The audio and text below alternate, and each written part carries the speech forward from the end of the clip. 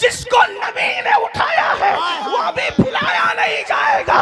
جو نبی کو گود میں سلائے وہ ابو بکر کا بھی جواب نہیں ہے، اور جو نبی کے بستر پہ سو جائے. نعرہ تکبیر، دونوں ہاتھوں کو اٹھا کر نعرہ تکبیر، نعرہ رسالت، ذکر خلیفہ اول عظمت حضرت ابو بکر، نعرہ حیدری، نعرہ حیدری. واہ واہ واہ واہ واہ واہ. مولا نے جس کی جو شان تھی اس کو وہ دیا. اب مولوی بیچ میں ٹپ ٹپ کیوں کر رہا ہے؟ کیا بات ہے؟ میرے تمہارے کرنے سے کیا؟ جس کے جو کندھا بیٹھنے کے قابل تھا اس پہ بیٹھ کر بتایا یہ صدیق افضل البشر، اور جو بٹھانے کے قابل تھا اس کو اٹھا کر بتایا یہ علی. اللہ اللہ اللہ. میں بہت دیر تک کوئی گفتگو نہیں کروں گا کیونکہ آپ بہت دیر سے سن رہے ہیں. تھوڑی دیر ایسی بات کر لیتے ہیں جس سے میری بھی اور آپ کی بھی آخرت کا کچھ فائدہ ہو جائے. صرف 2 حدیث پڑھنا چاہتا ہوں، 2 حدیثیں پڑھوں گا. اگر آپ کا ذوق سلامت رہا تو بات ہوگی.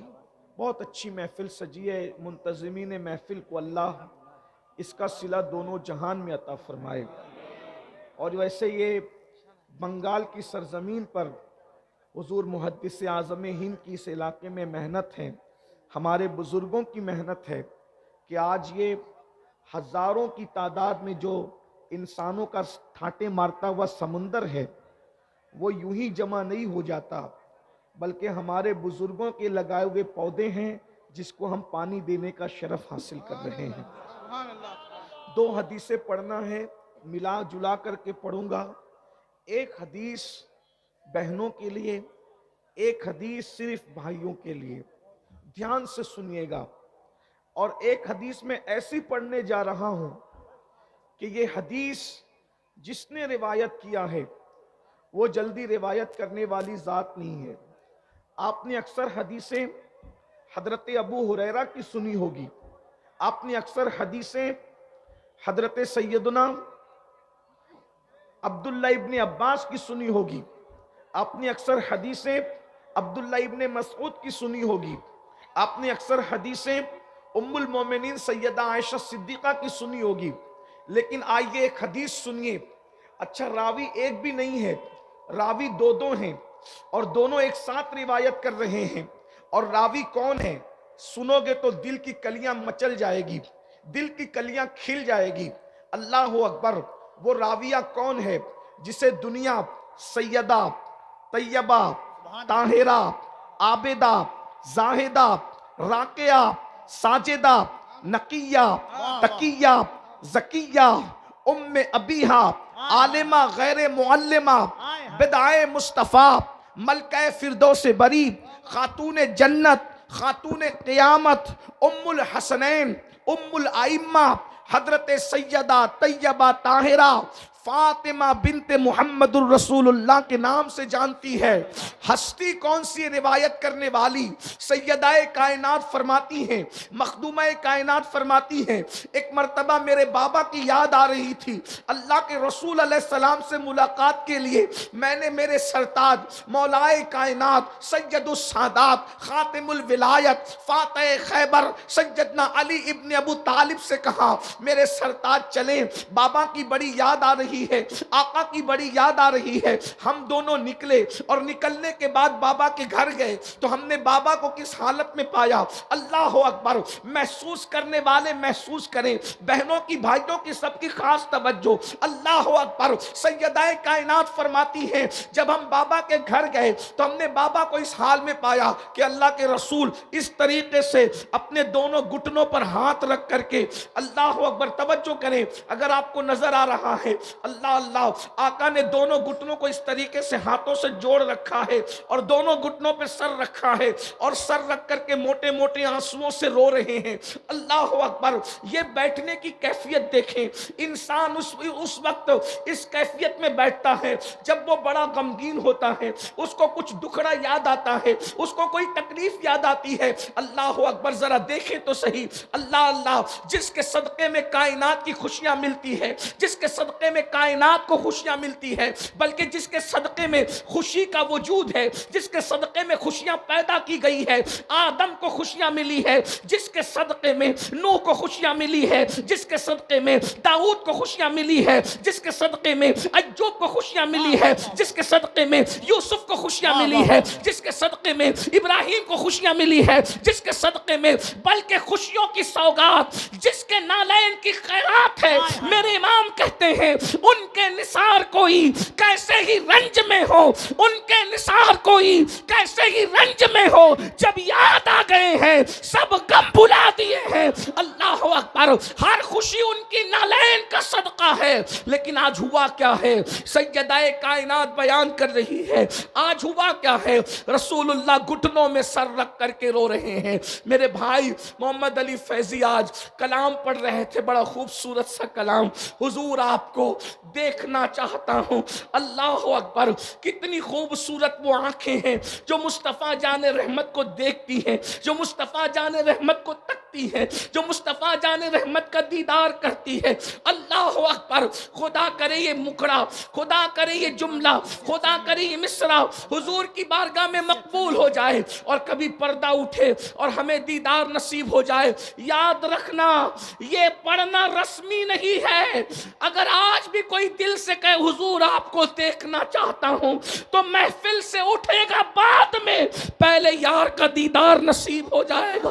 اللہ اکبر، آپ سمجھتے کیا ہیں، کچھ لوگ ایسے بھی آپ کی محفل میں ہوتے ہیں، ادھر پڑھا جاتا ہے، ان کے جسم یہاں موجود ہوتے ہیں اور ان کی حاضری بیٹھے بیٹھے وہاں ہو جاتی ہے۔ اللہ اکبر، اور وہی لوگ اس جلسے کی کامیابی کا سبب ہوتے ہیں۔ بھائی کفیل کہتے ہیں کہ ہمارے آنے سے کامیابی ہوتی نہیں، اس مجمع میں ایسے بھی قلندر بیٹھے ہوئے ہیں جن کے آنسو پوری محفل کی ضمانت، مقبولیت کی ضمانت ہو جاتے ہیں۔ اللہ اکبر، لیکن دھیان سے سنو اللہ والو، اللہ اکبر، سیدہ کائنات فرما رہی ہیں، حضور گھٹنوں میں سر رکھ کر رو رہے ہیں۔ حضور کے درد کو محسوس تو کرو، حضور کے عشق میں تڑپنے والوں، حضور کے عشق میں مچلنے والوں، ابھی مچل مچل کر نعت پڑھ رہے تھے، مجھے تمہارے مقدر پہ رشک آ رہا تھا، کتنے خوش نصیب ہو، اللہ نے اپنے محبوب کی محبت تمہیں دی ہے، حضور کا عشق تمہیں دیا ہے، حضور کی محبت تمہیں عطا کی ہے، لیکن حضور کے درد کو محسوس کر لو، اس لیے کہ وہ محب کیسا ہے جو اپنے محبوب کے درد کو نہ سمجھ سکے، وہ محب کیسا ہے جو اپنے محبوب کی تکلیف کو نہ سمجھ سکے۔ آؤ، حضور کیوں رو رہے ہیں، حضور کے رونے کی وجہ کیا ہے، اور وہ بھی کیفیت کیا ہے، گھٹنوں میں سر ہے اور سر رکھ کر کے اس طرح رو رہے ہیں کہ آنسوؤں سے داڑھی شریف تر ہو گئی ہے۔ اللہ اکبر، سیدہ نے سلام کیا، مولائے کائنات نے سلام کیا، حضور نے سر اٹھایا، سیدہ کا استقبال کیا، اس لیے کہ میرے آقا کی عادت تھی، ہمیشہ میرے سرکار سیدہ کا استقبال کرتے تھے۔ یہ بات بھی کہہ دوں بنگال والو، اللہ اکبر، ایک ہی ہستی ہے جس کے لیے حضور بار بار سر و قد کھڑے ہوتے ہیں، وہ کوئی اور نہیں ہے، وہ صرف حسنین کی امی ہے، جس کے لیے کونین کا مالک سید الانبیاء، سید المعصومین، سید الانبیاء، سید المعصومین سر و قد اٹھ کر کے کھڑے ہوتے ہیں۔ غور تو کیجئے، اتنے غم کی کیفیت میں بھی، حالانکہ ہمارے حضور غمگین نہیں، حضور علیہ السلام کے صدقے میں غم دور ہوتے ہیں، لیکن اس کیفیت میں بھی حضور اٹھ کر کے کھڑے ہوئے، سیدہ کو بوسے دیے۔ اللہ اکبر، سیدہ نے تڑپ کر کہا بابا آقا کون سی چیز آپ کو رلا رہی ہے, کس وجہ سے آپ رو رہے ہیں؟ آقا اس طریقے سے رو رہے ہیں, تنہائی میں بیٹھ کر گھٹنوں پہ سر رکھ کر موٹے موٹے آنسوؤں سے رونے کی وجہ کیا ہے؟ تو میرے سرکار نے اپنی شہزادی سے کہا, فاطمہ تم نے پوچھا ہے تو میں تمہیں بتاتا ہوں, میرے رونے کی ایک وجہ ہے. میں معراج پر گیا تھا, معراج پر جانے کے بعد جب میں نے جہنم کا مشاہدہ کیا, جب میں نے جہنم کو دیکھا, تو جہنم کو دیکھنے کے بعد آج وہ جہنم کا منظر مجھے یاد آ گیا ہے, آج وہ جہنم کا منظر مجھے یاد آ گیا ہے. فاطمہ اسی منظر کو یاد کر کے میں رو رہا ہوں. میرے رونے کی وجہ یہی ہے کہ میں سوچتا ہوں کہ جو عذاب میں نے جہنم کا مشاہدہ کرتے وقت اپنی امت کے حوالے سے دیکھا ہے, میری امت اس کو کیسے سہ سکے گی, میری امت اس کو کیسے برداشت کر سکے گی. میں بطور مفہوم یہ بات پڑھ رہا ہوں. اللہ اکبر, تمہارے میرے رسول جہنم کے اندر امت پر ہوتے ہوئے عذاب کو دیکھ کر کے رو رہے ہیں. میرے بھائیو, گناہ کر کے قہقہے لگانے والوں, گناہ کر کے ہنسنے والوں, حضور کو جو چیز رلا رہی ہے وہ کیا ہے؟ اب ذرا دھیان سے سنو. اللہ اکبر, میرے آقا رو رہے ہیں. سیدہ سے کہا, میں نے جہنم کا جب مشاہدہ کیا تو میں نے کیا دیکھا؟ اب ذرا آقا فرما رہے ہیں, جو مشاہدہ حضور نے کیا فرما رہے ہیں. فرمایا میں نے جہنم میں کچھ عورتوں کو, پہلے تو فرمایا میں نے سب سے زیادہ جہنم میں جن کو دیکھا وہ دو لوگ ہیں, ایک تو عورتیں ہیں, ایک تو عورتیں ہیں, اور نمبر دو کچھ غریب مرد ہیں, مفلس مرد ہیں. اللہ اکبر, اس کی تشریح اگر نہ کروں تو آپ الجھن میں پڑ جائیں گے. حضور نے غریب مردوں کو کیوں دیکھا؟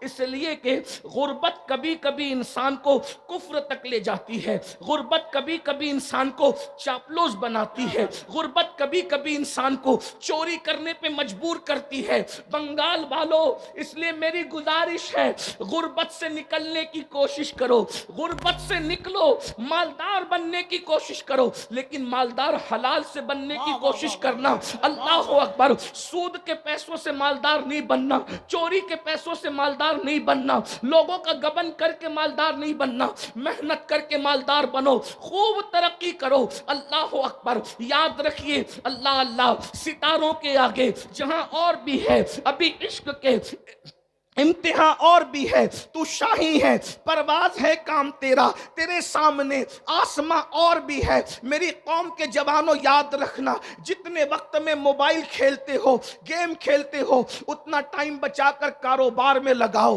اللہ اکبر, لوگوں کا بوجھ اٹھاؤ, لوگوں پہ بوجھ نہ بنو. پھر میرے آقا نے ایک بات یہ بھی فرمائی, میں نے جہنم میں سب سے زیادہ مقرر لوگوں کو دیکھا, خطیب لوگوں کو دیکھا, اور ان کے ہونٹ آگ کی کینچی سے کاٹتے ہوئے دیکھا. یہ وہ لوگ تھے جو لوگوں میں جا کر کے فتنہ پروری کرتے تھے, ایسے عنوان پہ تقریریں کرتے تھے جس سے امت لڑے, جس سے قوم میں جھگڑا پیدا ہو, جس میں قوم میں اختلاف پیدا ہو, جس سے قوم میں انتشار پیدا ہو. اللہ اکبر, یہ بات بھی آپ کو کہہ دوں میرے بھائیوں, یاد رکھنا پوری امت متحد تھی اس پر کہ رسول اپنی قبر انور میں زندہ ہیں, لیکن کچھ مقرر ایسے پیدا ہوئے جنہوں نے آ کر یہ فتنہ چھوڑا کہ معاذ اللہ وہ تو مر کر مٹی میں مل گئے. ایسے لوگوں کے ہونٹ آگ کی کینچی سے کاٹے جانے والے ہیں. اللہ اکبر, پوری امت اس بات پر متحد تھی کہ رسول اللہ کو جہاں سے پکارو وہاں سے حضور سنتے ہیں, لیکن کچھ مقرر آئے اور انہوں نے کہا نبی تو دیوار کے پیچھے کی خبر نہیں رکھتے, ایسے بدبخت لوگوں کی باتیں نہ سنا کرو. ایک بات اور بھی عرض کر دوں, پوری امت صحابہ کو جیسے چاہتی تھی ویسے اہل بیت کو چاہتی تھی, جیسے اہل بیت سے پیار کرتی تھی ویسے صحابہ سے پیار کرتی تھی, لیکن کچھ لوگوں نے فتنہ چھوڑا کہ معاذ اللہ یہ ایسے ہیں اور وہ ویسے ہیں. یاد رکھنا صحابہ ہماری ایک آنکھ ہے, اہل بیت ہماری دوسری آنکھ ہے. ہم جتنا پیار نبی کی آل سے کرتے ہیں اتنا پیار نبی کے اصحاب سے کرتے ہیں, جتنی عزت نبی کے اصحاب کی کرتے ہیں اتنی عزت نبی کے اہل البیت کی کرتے ہیں. اس لیے کہ ہمارے یہاں عزت کا معیار کسی کو تولنا نہیں ہے. دنیا میں وہ ترازو پیدا نہیں ہوا جو ابو بکر صدیق کو تول سکے یا مولا علی کو تول سکے, اور ترازو میں علی و صدیق کو تولنے والوں, جب نبی کی نالین تولنے کے لیے کوئی ترازو پیدا نہ ہو سکا تو جگر گوشے مصطفیٰ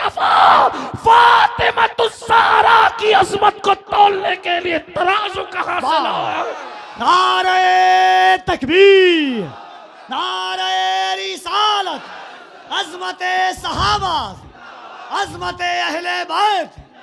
ऐसे लोगों को न बुलाओ, ऐसी लोगों की महफिल में न जाओ जो तुम्हारे दरमियान आकर के फितना खोरी करते हैं, क्योंकि उनके होंठ भी आपकी कैंची से काटे जाने वाले हैं। मैं नहीं कह रहा, हुजूर अलैहिस्सलाम ने फरमाया, इसलिए बड़ा एहतियात का पहलू रखें और अपने बुजुर्गों के नक्शे कदम पर रहें। हमारे बुजुर्गों ने न इफराद किया न तफरीद किया। जो अज़मत रसूलुल्लाह ने अहलुल बैत को अता फरमाई है वो अहलुल बैत के पास है, जो सहाबा को दिए वो सहाबा के पास है। नबी ने क्या दिया सहाबा और अहले बैत को? एक जुमले में कह दूं, जो समझ सकते समझ जाएंगे। हमारा अकीदा अहले सुन्नत का वाज़े हो जाएगा। खिलाफत अलग तरतीब, फजीलत अलग तरतीब, अहलुल बैत की अज़मत है अपनी जगह। अल्लाह अकबर। बस इतना समझ लो कि अल्लाह अकबर, सहाबा और अहले बैत का फर्क क्या है। सहाबी वो है अबू बकर सिद्दीक की शक्ल में, जिसके कंधों पे नबी बैठते हैं। तवज्जो फरमाए, अगर जुमला दिल में उतर जाए तो दुआ देना। सहाबी वो है जो नबी को कंधों पे उठाता है, और अहलुल बैत वो है अली की शक्ल में, जिसको नबी अपने कंधों पर उठाते हैं। नारे तकबीर, नारे रिसालत। जिसने नबी को उठाया है वो भी भुलाया नहीं जाएगा, जिसको नबी ने उठाया है वो भी भुलाया नहीं जाएगा। जो नबी को गोद में सुलाए वो अबू बकर का भी जवाब नहीं है, और जो नबी के बिस्तर पे सो जाए। नारे तकबीर, दोनों हाथों को उठाकर नारे तकबीर, नारे रिसालत, जिक्र खलीफा अव्वल, अज़मत हज़रत अबू बकर, नारे हैदरी, नारे हैदरी। वाह वाह वाह वाह वाह। मौला ने जिसकी जो शांति उसको वो दिया। अब मौलवी बीच में टिप टिप क्यों कर रहा है? क्या बात है? मेरे तुम्हारे करने से क्या? जिसके जो कंधा बैठने के काबिल था उस पे बैठ कर बताया ये सिद्दीक अफजलुल बशर, और जो बिठाने के काबिल था उसको उठा कर बताया ये अली।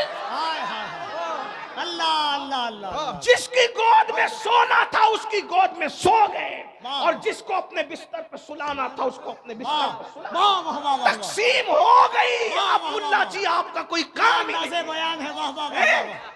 आपको क्यों जुकाम है? नबी ने जिसको जो देना था दे दिया। सब नबी के लिए खड़े हुए और नबी सैयदा के लिए खड़े हुए। लोग नबी के लिए मिंबर छोड़ते हैं, नबी हसनैन करीमैन के लिए मिंबर छोड़। जिसको जो देना था दे दिया। फजीलत अलग तरतीब, खिलाफत अलग तरतीब। ये बस हमारा। आज हम अकीदे के फैसले करेंगे। अकीदे के फैसले तो 1450 साल पहले हो गए। जिसको 14वीं सदी में इमाम ने कहा तेरे गुलामों का नक्शे कदम राह खुदा, वो क्या बहक सके जो ये सुराग लेके चले, और जिना बनेगी मुहिब्बान चार यार के कौन। हाय हाय हाय हाय। हम एक दो को नहीं मानते, हम तो नबी के चारों यारों को मानते हैं, और चारों यार को नहीं बल्कि नबी के सब यारों को मानते हैं। और जो चार यारों को मानता है उसकी कब्र, वो जन्नत में जाएगा तब जाएगा, लेकिन उसकी कब्र भी जन्नत बनेगी, उसकी कब्र भी जन्नत बनेगी। ये जुमले पर मैं बंगाल वालों को नहीं कहूंगा कि बोलो सुभान अल्लाह। ये जुमला इतना कीमती है कि सुन्नी की कब्र जन्नत बनेगी, इस पर अगर सुन्नी ना बोलेगा तो कौन बोलेगा? हमारी कब्र जन्नत के बागों में से बाग बनेगी इंशाअल्लाह। इमाम कहते जिना बनेगी मुहिब्बान चार यार की कब्र, जो अपने सीनों में ये चार बाग लेके चले।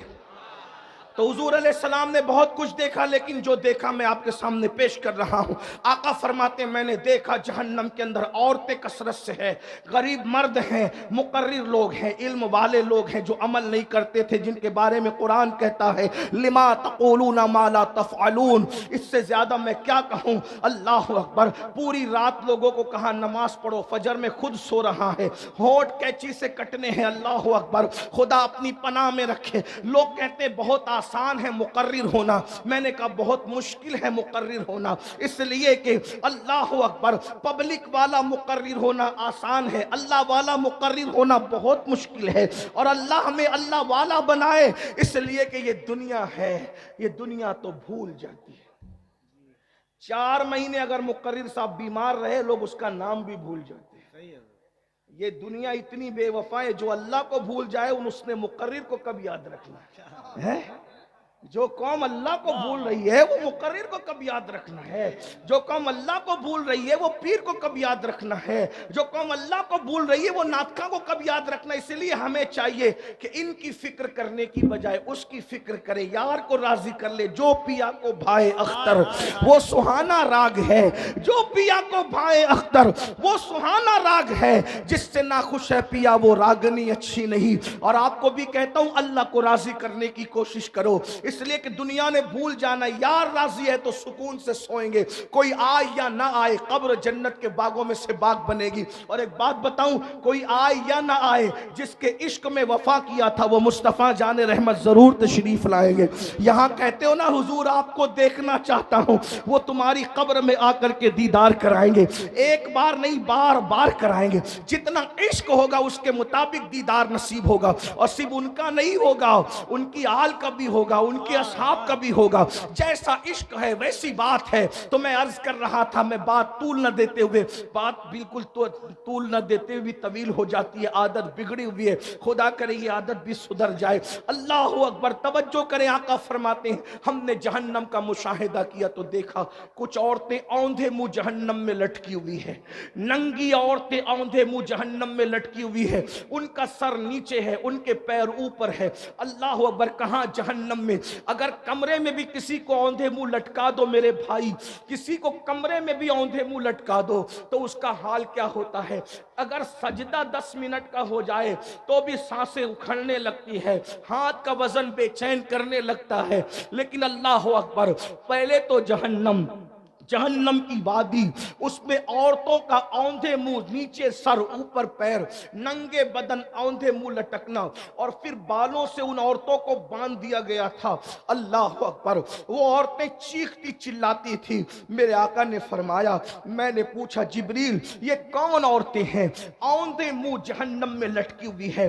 اگر تمہیں بھی اپنی ماں سے پیار ہے تو ان تک یہ بات پہنچانا، رسول اللہ کی اپنی بہن سے پیار ہے، بیوی سے پیار ہے، بیٹی سے پیار ہے، ان تک پہنچانا۔ اور جو بہنیں اپنے آپ سے پیار کرتی وہ بھی سن لیں۔ اللہ اکبر، آقا فرماتے ہیں میں نے جبریل سے پوچھا جبریل یہ کون عورتیں ہیں جو اوندھے منہ ننگی جہنم میں لٹکی ہوئی ہے؟ جبریل امین عرض کرتے یا رسول اللہ صلی اللہ علیہ وآلہ وسلم، یہ آپ کی امت کی وہ عورتیں ہیں جو دنیا کے اندر بے پردہ رہا کرتی تھی، دنیا میں بے پردہ رہتی تھی، اجنبی مردوں سے باتیں کرتی تھی، اور آقا سے عرض کی یا رسول اللہ یہ شادی شدہ ہونے کے بعد بھی دوسرے مردوں کے ساتھ ناجائز تعلقات قائم کرتی تھی۔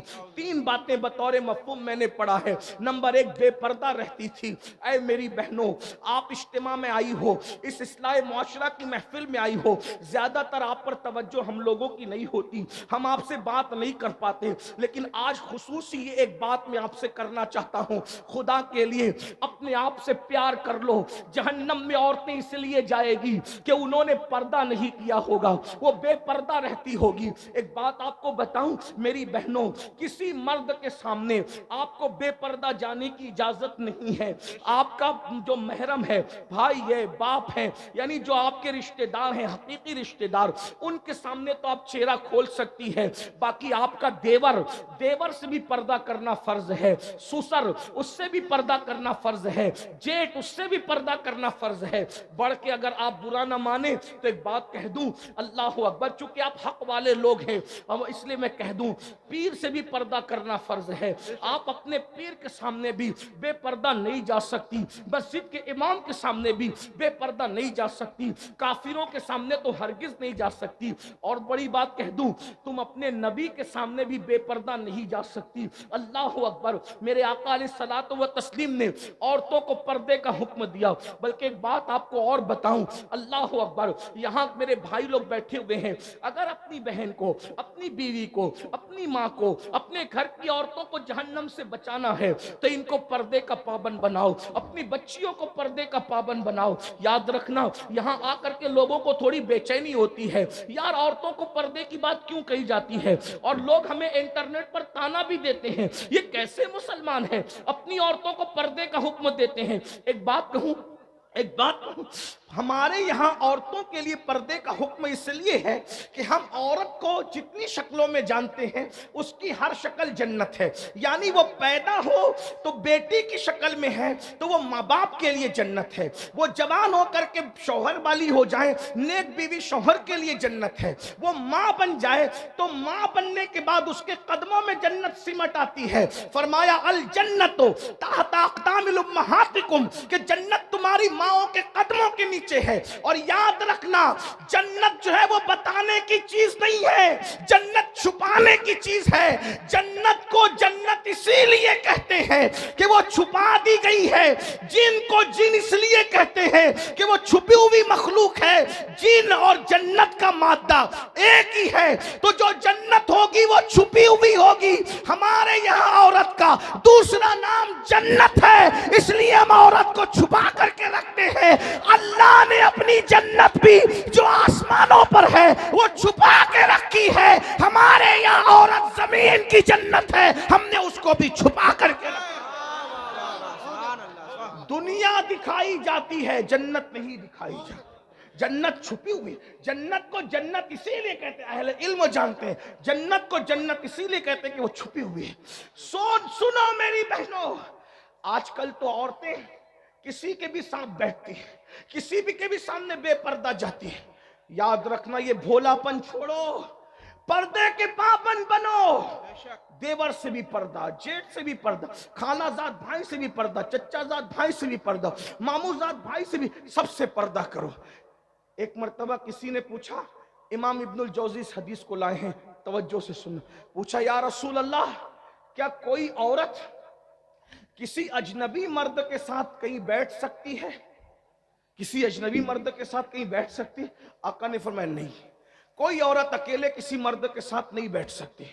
تو پوچھنے والے نے پوچھا یا رسول اللہ، اگر وہ عورت نیک ہو اور جس کے ساتھ بیٹھے وہ مرد بھی نیک ہو، دونوں نیک ہوں، تو دونوں نیک لوگ ایک کے ساتھ بیٹھ سکتے دوسرے کے ساتھ؟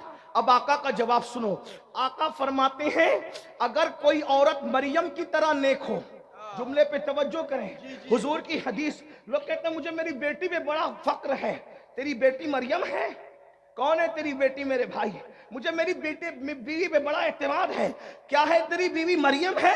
استغفر اللہ۔ سنو، جس کی شان میں قرآن کی 3 صورتیں بیان ہو رہی ہے وہ سیدہ مریم، حضرت عیسیٰ کی امی۔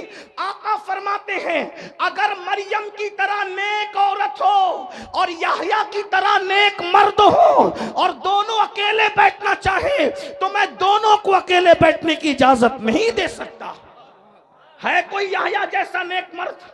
ہے کوئی مریم جیسی نیک عورت؟ جب ان کو اکیلے بیٹھنے کی اجازت نہیں ہے تو یاد رکھنا بیٹیوں، اگر اپنے آپ کو جہنم سے بچانا ہے، پردے کی پابندی کرو۔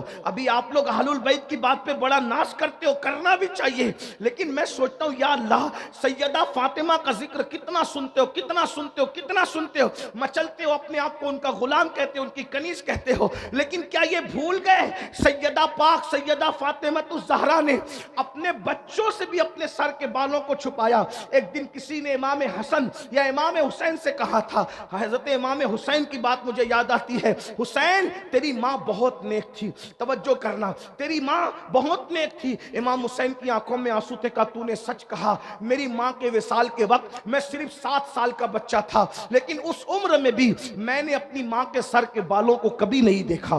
7 سال کا بچہ ہے بیٹا، کہتے ہیں کہ میں نے اس عمر میں بھی اپنی ماں کے سر کے بالوں کو نہیں دیکھا۔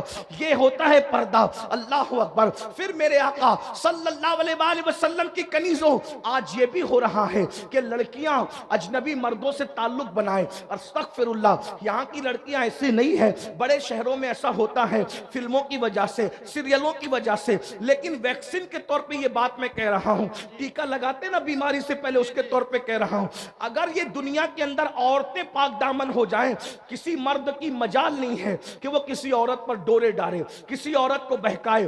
عورتیں پھسل رہی ہے، اسی لیے مرد جو ہے وہ ناجائز تعلقات میں قائم ہو رہے ہیں۔ اور لڑکوں کو بھی کہہ دوں، 16 17 سال کی عمر میں لڑکیوں سے ناجائز دوستی کر کے زنا کے اڈوں پر جانے والوں، زنا کرنے والوں، بدکاری کرنے والوں، سن لو، یہاں تک فرمایا گیا ہر گناہ کی سزا مرنے کے بعد ملتی ہے، ہر گناہ کی سزا مرنے کے بعد ملتی ہے۔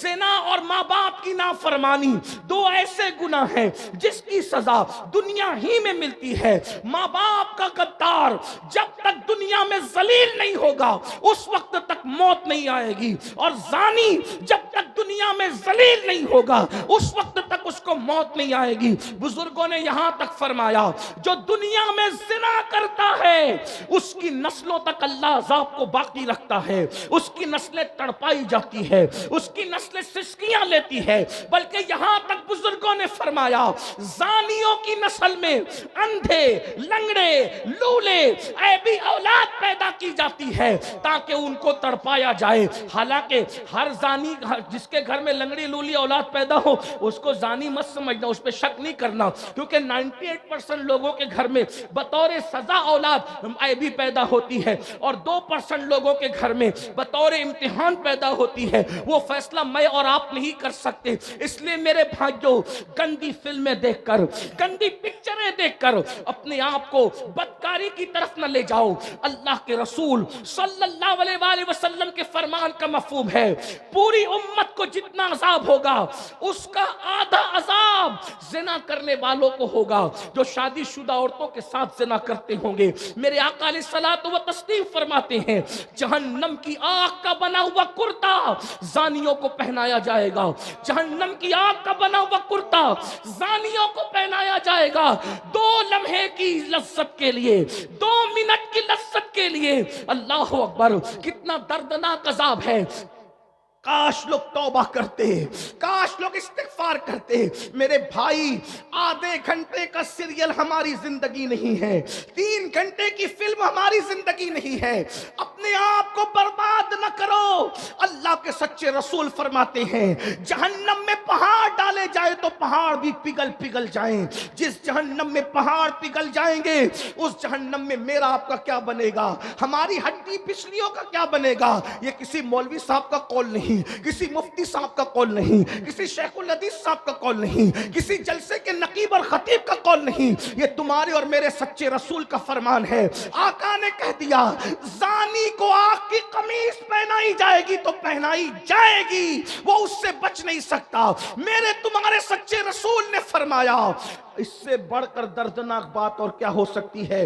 اگر حدیث میں نہیں آتا تو میں بیان کرنے کی ہمت نہیں کرتا۔